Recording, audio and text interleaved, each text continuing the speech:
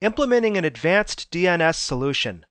If you've worked for any length of time in server administration, not even necessarily Windows Server administration, you've come against the Domain Name System, or DNS. Of course, this being an advanced level course, we're going to assume that you understand the basic mechanics of hostname resolution with DNS. The primary focus here is, of course, what's new and what's changed in Windows Server 2012 as regards DNS, and also, specifically, what we can do to improve the security of our DNS server infrastructure. As we'll learn in a separate whiteboard slide momentarily, the two marquee features that have changed in Windows Server 2012 DNS deal with the DNS security extensions, or DNSSEC, and a revamped DNS Server PowerShell module. There's really nothing new technology-wise with DNS, strictly speaking. We're going to review the global name zone. This is a way, some of you may already know this, that we can support down-level single label name resolution for compatibility with old line of business applications. And then the exam objectives call for a variety of parts and pieces with DNS Server under the cryptic heading Optimizing DNS. That's just a basic review of some specific security-related features in Windows DNS Server. Let's get to work. So, what's new and what's changed in DNS in Windows Server 2012? I already gave you the answer in the introductory whiteboard, but let's go into a little bit more detail. The DNS security extensions is not a Microsoft technology. It's an RFC, vendor-neutral technology that gives us protection against cache spoofing and cache poisoning of our DNS servers. We'll discuss the specifics of DNS in just a moment. For now, know that DNSSEC is more usable. Let me correct that. I can't let a spelling error go unchecked. We had DNSSEC support first in Windows Server 2008 R2. It was pretty clunky to use though. Now we have a new wizard-based interface. We can sign and unsign our DNS zones in an online way. Under Server 2008, we actually needed to put a zone offline temporarily during signing. That can be inconvenient, to say the least, for busy TCP/IP internetworks. We also have a more automated approach to key management. Of course, the core principle of DNSSEC is public key cryptography, or PKI. Again, more on that momentarily. The second enhancement in Windows Server 2012 DNS is much more robust PowerShell support. We've seen thus far in the course that in some cases the Microsoft product teams have gone above and beyond to give us rich and robust PowerShell that gives us parity with everything we have in the GUI. Some other server roles and features, not so much yet. DNS definitely takes advantage of PowerShell. The DNS server module enables us to customize the role itself and also manage so many aspects of the server. The goal, from what I understand, for the DNS team was that they needed to build out their PowerShell module to provide parity with DNS CMD. This historically in Windows Server has been our command line front end to performing DNS management, troubleshooting, and maintenance tasks. I would suppose that Microsoft will eventually phase out these compiled tools. To that point, let's discuss the PowerShell enhancements in just a little bit more detail. Historically, as I just said, we administer the server from the command line using these monolithic compiled command line applications. Things like DNSCMD.exe, the network shell, and NSLOOKUP. Those are still present. All three of those are still present in Windows Server 2012, and in some cases we still need NetShell, and even more so, in some cases we may still need DNS commands, specifically if we're using automation scripts that make calls to those utilities. However, as you'll see in the upcoming demo, PowerShell now can replace just about all of that functionality through our unified PowerShell API. So that's always good news. Again, the goal is to allow us complete management of not only DNS Server, but also DNS Client through PowerShell in Windows 8, for instance, and even Windows 7 if you've installed PowerShell 3. We can manage our network interface cards. We can rename a computer, join and unjoin to the domain, and configure all aspects of IPv4 and IPv6 all through PowerShell. And when we think of things like scriptability and PowerShell remoting, you can do some very powerful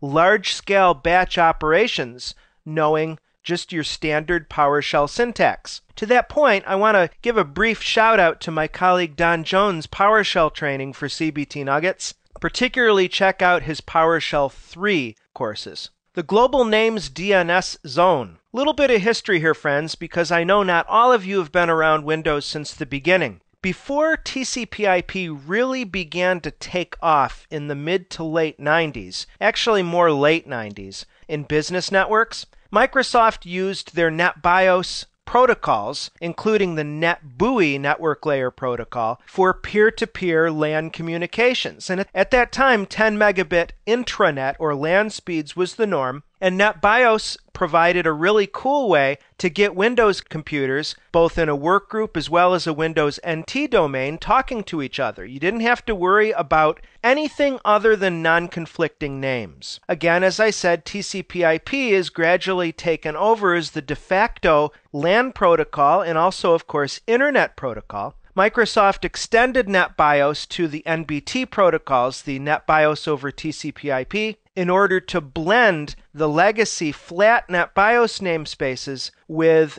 TCP/IP and their host names. Now, issues with that. Number one, it doesn't translate to IPv6. It's an IPv4 protocol. Number two, NBT is by default non-routable because there's no network and host name separation. If you have a server called SRv1, that is to say its NetBIOS name is SRv1, then number one, you have to make sure that that name is unique across your entire enterprise, and number two, there's no way for routers to determine which subnet that host is on. Microsoft went further with NBT to give us the Windows Internet Name Service, or WINS, that provides a DNS-like name resolution service that is in fact routable. Of course, with IPv6 looming large on the horizon, I hope if you're not already studying how to migrate your networks into IPv6, you're already doing so. But unless you have a compelling reason to support NetBIOS names, I would suggest you get rid of them. Get off that train sooner rather than later. For backward compatibility, and also to allow Windows Systems administrators to decommission WINS, we have in Windows Server 2008 and now continuing in 2012 a special kind of proprietary DNS zone called global names, no space. This is a manually created, manually configured zone. It does not support dynamic update,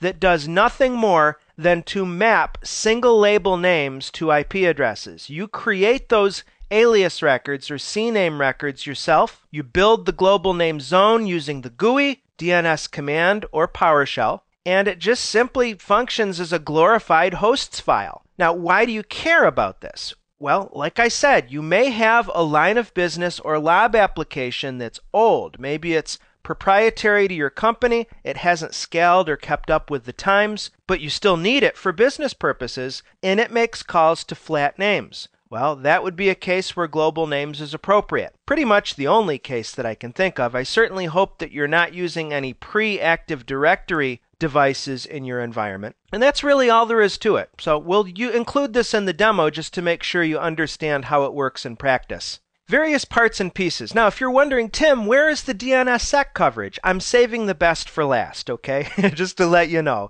Let's finish out this stuff. We'll do DNSSEC theory, and then we'll wrap it up with a demo as we normally do. A couple technologies that are not new to Windows Server 2012, but we nonetheless need to discuss, are cache locking and socket pool. Both of these are security-related features of the Windows DNS server. Cache locking allows us to control when cached DNS responses can be overwritten. This is expressed when you configure it as a percentage of the record's time to live. Now, remember, just by way of review, when your DNS server, your authoritative server that's servicing your internal users, goes out and fetches a resolution for, let's say, xyz.com, your DNS server is going to cache that name to address resolution such that future requests by other users in your organization come back much faster. Your DNS server doesn't have to walk the tree, so to speak, recursively to find that resolution. The amount of time that record is considered valid in cache is called TTL, or time to live, and that's actually set in the start of authority record for that particular authoritative server. So each organization determines their own TTL. Now, why do we care about something like cache locking? Well, it protects the local cached record from being modified by a man in the middle,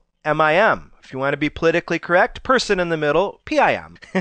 Cache poisoning is a way that malicious individuals and organizations can make some extra money. Because if we can poison a DNS server and modify a cached resource record to point not to where it should go, but to one of our servers that we've put up, then that's an easy way to redirect traffic to our server to generate stuff like ad revenue, click revenue, and in a worst case scenario, you'll have phishing, where we actually spoof somebody else's website with the goal of harvesting usernames and passwords, you see? So cache locking is a nice way to limit that possibility of cache poisoning. Of course, if the source domain has a low TTL, then the record is going to get replaced in a short period of time. So cache locking may be more useful for some resource records than others. The other security-related technology you should be aware of is DNS socket pool. And what happens here is that the Windows DNS server randomizes the source port for performing these DNS resolution requests for users. Why is that important? Because any malicious user, actually anybody who's familiar with TCP/IP and server services, should remember that DNS operates on the well-known port TCP/53.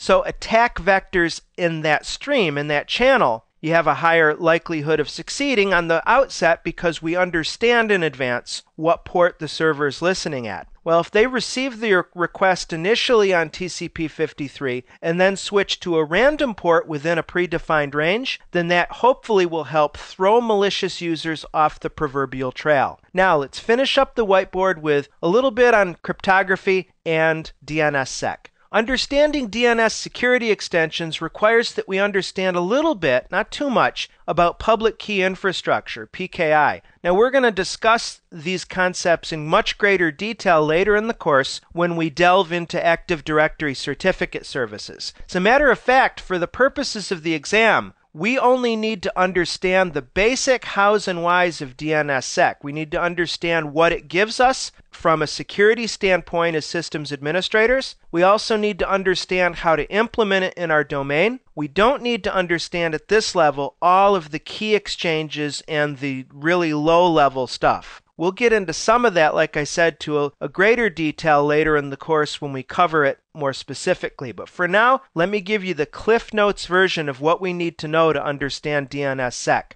Public key infrastructure involves the deployment of two types of cryptographic keys. And a key is basically a really long number. The longer the better, really. And that key is unique to each user or principal who owns those keys. The key is actually added as a parameter to a known protocol. Take a hashing protocol, for instance, like MD5 or SHA. The principle is everybody knows what mathematical operations happen when we run plain text data, let's say, through a hashing algorithm. So we have the plain text source, we have the hashing algorithm. How can we protect that data once it is encrypted or run through the hashing algorithm from being reverse engineered easily? Well, we need some unique value, input value or parameter. That's the purpose of the key, to come into that known mathematical obstacle course that provides the algorithm for your encryption or decryption. And it provides security as long as the private key is kept private. Now, what's convenient about PKI is that each user, let's just limit this to the scope of the user, is generated a key pair, public and private. Now, they function hand in glove together. They're separate numbers, but they function together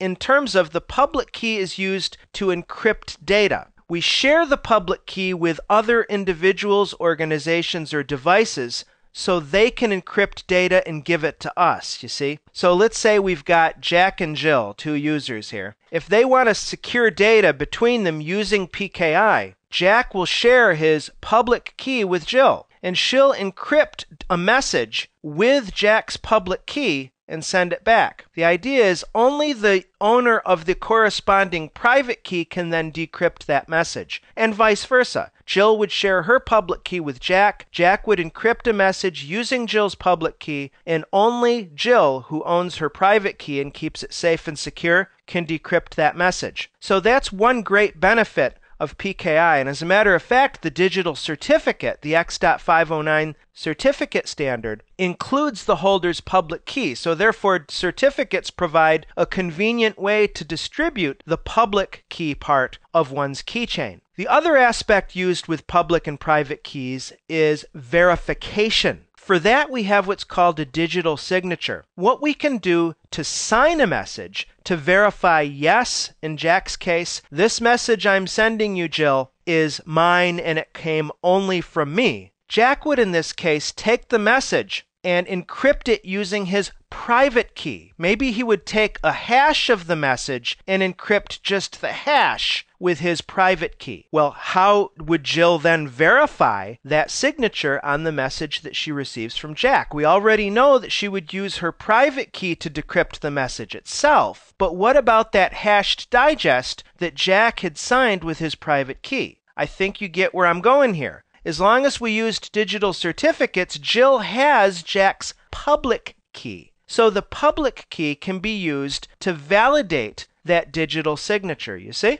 Digital certificates rely upon trust. We have to assume, well, we don't want to assume anything ideally. When Jill receives Jack's digital certificate that in turn contains his public key, she needs to be able to trust that that digital certificate does in fact represent Jack. And that's where the certification authority, or CA, comes into play. What happens is Jill's computer will validate the digital certificate by using the CA's public key. Because as it happens, another component of a digital certificate is a digital signature from the signing CA. And of course, in Windows, you can build your own personal PKI that's internal to the organization. In that case, your certification authority would be a Windows Server Enterprise Root Certification Authority. When public transactions are involved, you would want to have a digital signature and your certificates actually issued from a worldwide publicly known enterprise CA. There are a few companies that do this. Entrust is one. VeriSign is a huge one. They've been in the game probably longer than anybody. Thought, T-H-A, let's see, Thought is W-T-E, etc. Okay, so just take that bit of background and now let's apply it to DNSSEC.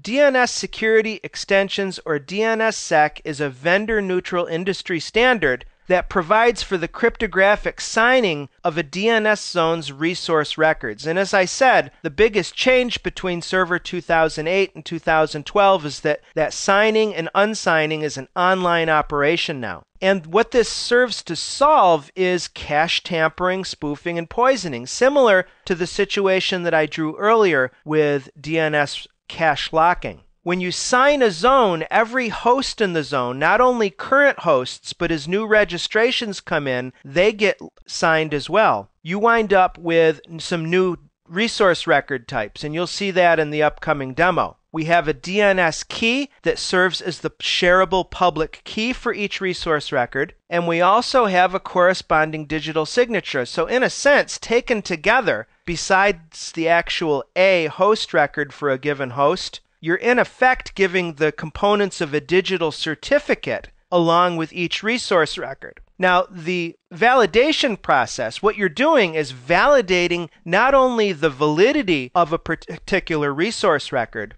but you're verifying its entire chain of trust. It's potentially a lot of overhead when you think about it. The Windows 7 or Windows 8 computer, its TCP/IP stack has what's called the DNS resolver, and it'll issue a recursive query to your DNS server. That server will take care of the validation, not the client. The client, though, does need to be aware of DNSSEC validation, and that's the second part. There's really two steps to deploying DNSSEC in Windows Server 2012. One is signing the zone on the server, and two is deploying via group policy what's called the Name Resolution Policy Table, or NRPT. This is relevant in two cases, the NRPT is. One is for DNSSEC, the other is direct access. Direct access is also reliant upon the NRPT. Before we do our demo, let's take a look at this blank whiteboard. I just want to draw out the high-level process for you. Okay, so we have a Windows 8 client here, and it's looking for xyz.com. It could be www, xyz.com, but as you know, www is largely deprecated and really optional or irrelevant for most domains nowadays. But anyway, we're going to send this to our configured authoritative DNS server, and it's going to typically receive the request in a recursive format. Now, a recursive DNS resolution request means that this recursive server is going to send back an authoritative response to the client, or it's going to send a failure, one or the other. But basically, a recursive request in a server that accepts that request takes full responsibility for getting an answer to that request to its client. Now, in business networks, we're going to go out typically to our ISP, right, using forwarding. This is something else that we need to remember. DNS forwarding is a way to link your DNS server out to the internet or potentially to other internal DNS servers to get name resolution requests answered. We'll also recall that Windows Server 2008 and 2012 have what's called conditional forwarding that can speed up DNS resolution even more by saying, in a shortcut fashion essentially, if I receive a request for this particular domain, do not pass go, do not collect $200, go directly to this server for an answer, you see? Anyway, what normally happens is that the ISP is going to look in its own cache. Actually, your own authoritative server will look in its cache first to see if it has a record. You might have cache locking going on, right, to prevent modification of that record. That's a best case scenario. Next case is that we use a forwarder to go out to our ISP. They may be configured, the ISP, to use forwarders. Otherwise, it would use root hints ultimately to go to the top dot level of the DNS infrastructure, and that's abstracted as you would expect in any worldwide distributed database. You've got your first level domain servers, your com name server, your org, and then you have your second level names, of which of course xyz.com is going to be one. And ultimately we're going to want to hit that server, get a IP address corresponding to one of their www web servers, and we come back. Ultimately the client loads the page. It's a happy day. Now, DNSSEC solves the problem of spoofing. What if we had a cache poisoning event happen at our ISP, such that a malicious user changes the IP address for xyz.com to go to their server instead? Malicious.com. We don't have, without DNSSEC, any easy way to validate that this particular cached response is in fact a legitimate resource record that goes with the legitimate domain, you see? So the long story short is, as long as your DNS servers support DNSSEC in these enhanced resource record types, our recursive server will not only attempt to find a mapping for www.xyz.com, but will also, by means of validating digital signatures, verify that the record exists and it belongs to who the domain says it belongs to. Hi everyone, welcome to this demo on configuring security in Windows Server 2012 DNS. We're working on my domain controller DC01 in the Nugget Lab domain. Although we covered DNSSEC last in the theory part of this nugget, we're going to do it first in the demo. I'm going to do a Windows R. I'm a command line kind of guy, frankly, so I love this run prompt. And we'll do a DNS mgmt.msc. It's a good idea for you to memorize these MMC console names, although quite honestly, with the move toward PowerShell, these may eventually be superseded by PowerShell hosts. Anyway, that's another discussion for another day. For now, we're going to look at how to sign a zone for DNSSEC. What is required? Well, on my box, I have just one forward lookup zone for my nuggetlab.com domain. By way of review, let's right-click the zone and go to Properties. Here's where we can check out on the General tab whether we're storing the zone in Active Directory. That's certainly the suggested way to go, or in a zone file. We also can adjust the replication scope to all DNS servers in the forest or just in the domain. And from a security standpoint, dynamic updates. It's recommended in a Windows environment that you make this secure only. Let me make this change. Remember that secure dynamic update means that when a Windows host registers its name in DNS, or quite honestly, a DHCP, a Microsoft DHCP server does that registration, that the DNS server affixes an access control list to each record to prevent spoofing. Now that's fine on a host-by-host basis, but when we get to authoritative DNS servers and their cache records and their actual records, we want to be more careful, especially for big services like www and FTP. Start of authority, I want to bring you here just to show this is where we set the TTL, or the time to live, for your resource record, such that when other DNS servers query you for an authoritative response, you will send that TTL along for the ride. Name servers represents name servers who are authoritative for zones on this machine. Another security point, are you going to allow zone transfers? Well, with Active Directory, we're just doing replication with AD replication, so we're not concerned with it. But if you're doing non-AD integrated zones, primaries and secondaries, you'll want to customize this list such that you're zone transferring only to selected IP addresses. WINS, don't even get me started on that.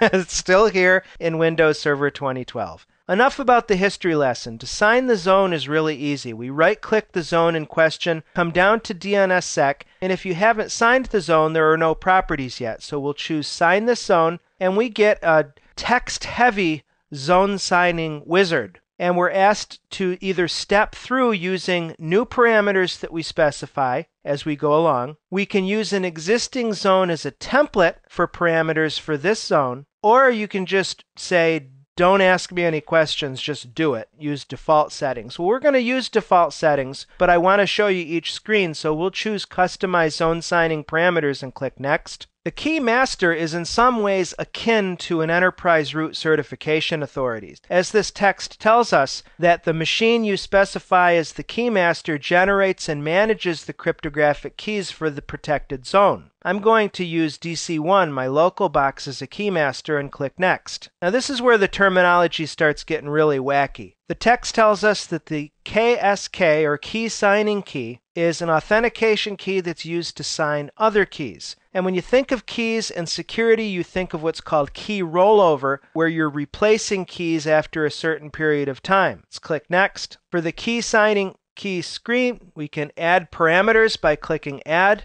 This shows us what our cryptography algorithm is, how long the key length is. The longer the key, the more secure it is, but the more overhead you incur. Just think of multiplying and dividing really long numbers and how even for a computer that might take a while. Rollover is key replacement, and we have a couple parameters that adjust that. Let's click Next to continue. Another three-letter acronym is the zone signing key. This is used to sign the zone data. These guys are rolled over even more frequently than KSKs. Again, I'm going to add and use the default algorithms, protocols, and settings and click Next. NSEC3 is a way to positively assert that a DNS zone does not contain a particular resource record. So on one hand, we have the RRSIG resource records that are the encrypted resource record, and the DNS key records that are the public key that's used to verify the digital signatures on the RRSIGs. Those are both for validating an existing resource record. NSEC3 is just the opposite. Okay, so again, I'm going to leave the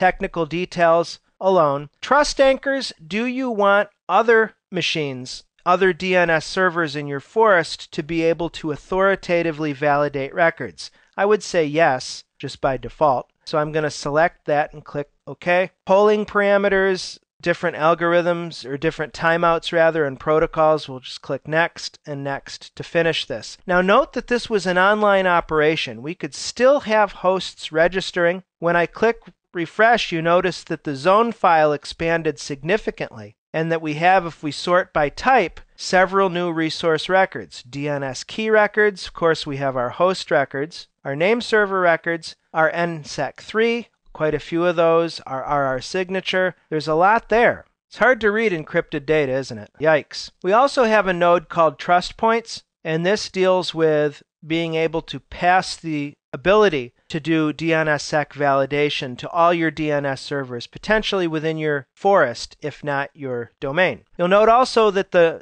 signed zone shows up with a lock and hasp icon. If we come down to DNSSEC, we can unsign the zone with one click or go to Properties to adjust any of those values that we specified during the wizard. So if you accepted defaults now because you don't understand all the parameters yet, And then if the day comes where you do need to understand the parameters more deeply and you want to make tweaks, this is where you would go to do that. So that's all there is to the server side. We now need to, through group policy, configure our clients. So let me do, again, a Windows R, and this time gpmc.msc to open up the group policy management console. I'm going to add this to the default domain policy, just for grins. Our relevant path here in that group policy object is computer configuration, policies, Windows settings, name resolution policy. And you get a really, frankly, intimidating looking dialog with really small text. Basically, it's like this. We can apply our rule here at various levels. We're going to use DNS suffix. The domain, the zone name is nuggetlab.com. Next, for DNSSEC, notice that, remember, as I said earlier,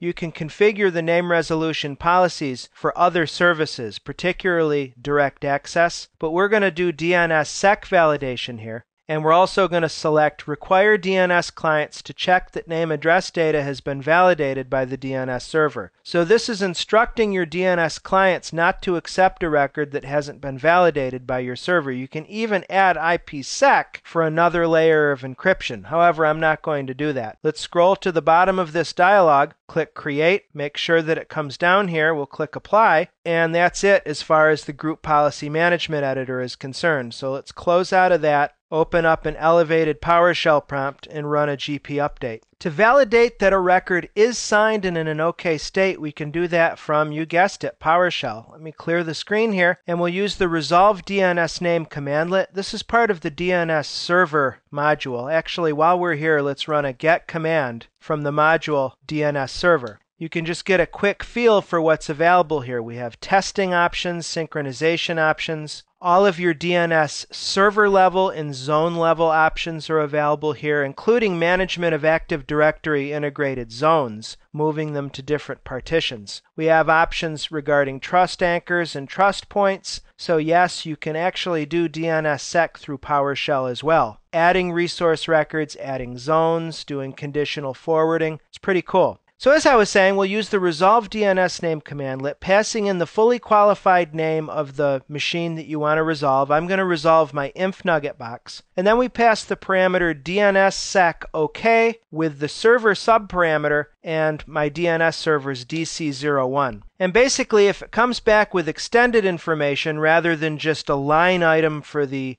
IPv4 and IPv6 records, then you're in good shape. Specifically, we want to look for the signed, verifying that the record was in fact signed, that there is an authorized signer, it's nuggetlab.com zone, and then it gives us the digital signature. So there it is. We've demonstrated DNSSEC. It's really as easy as that. Like I said, to unsign a zone, we can right-click DNSSEC, unsign the zone, click Next, Finish, Refresh, and you're back in business. Very low overhead for that service. Now, moving right along, DNS cache locking. Let me bring up a PowerShell prompt again. Let me go to the root of drive C and clear just to see as much as possible here. I'll adjust the size of the window too to make the zoom a little bit more palatable. We've got get DNS client and get DNS server. That gives you more information than you ever wanted to know about a server, as you can see here. All of your settings come out. Of course, you want to filter this list to see just what you want to see, right? If you want to do cache locking, we want the set DNS server cache commandlet, and then we specify a locking percentage. Now, 100%, 100, the integer 100 that is, says that we want to lock cached records on this DNS server for 100% of the record's TTL.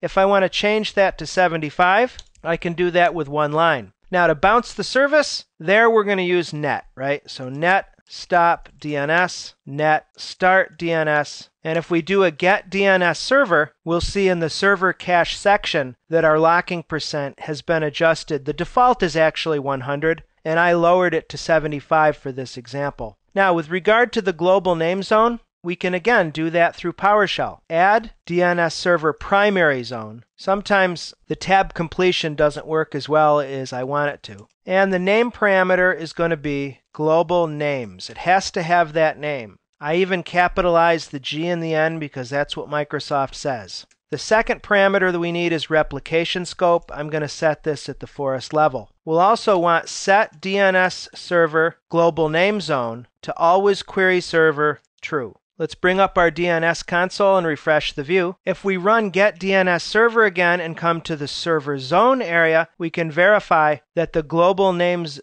primary zone exists. It wasn't auto-created. It is directory services integrated, and it's not signed. When we restore DNS Manager and refresh the view, we have a new forward lookup zone called Global Names that contains an NS record and a Start of Authority record. Let's right-click Global Names and add a CNAME alias. The alias name we'll call App Server. The fully qualified domain name is going to be DC01. You see how that works? Let's click OK. Once we have our CNAME in place, we can test it just by running a ping or a net use or whatever against that short name. And essentially it's just the name request is getting picked up by our DNS server. DNS server makes the translation to its official record, which as I showed you is DC1. And there you go. So as you can see, there's no magic to the global name zone. It's just a simple shim from an old naming system to the current default.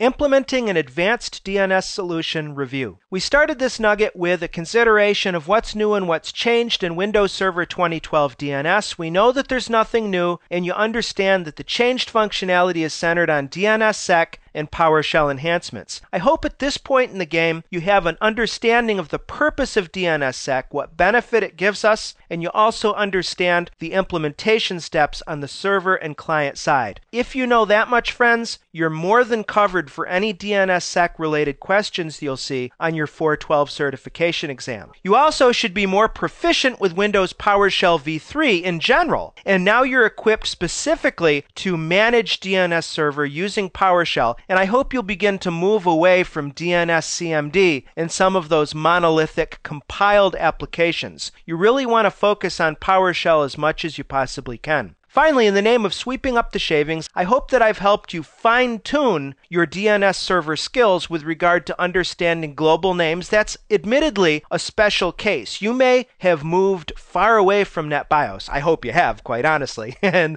that the proverbial ship has sailed, but for no other reason to be a well-rounded administrator, and also, of course, to pass your certification exams. You need to understand what global names is and how to implement it. You do know that now, so that's cool. And then optimizing DNS. Sometimes the Microsoft exam objectives are very nonsensical, let's face it. They almost look like sometimes they've been thrown up in the air like confetti, and that the outline is put together based on picking up confetti pieces on the ground. I mean, I know that sounds a little harsh, but it can be frustrating as an instructor to try to make sense of nonsensical, unordered exam objectives. At any rate, we looked at the security-related optimization parameters in Windows Server DNS. I hope that this has been informative for you, and I'd like to thank you for viewing.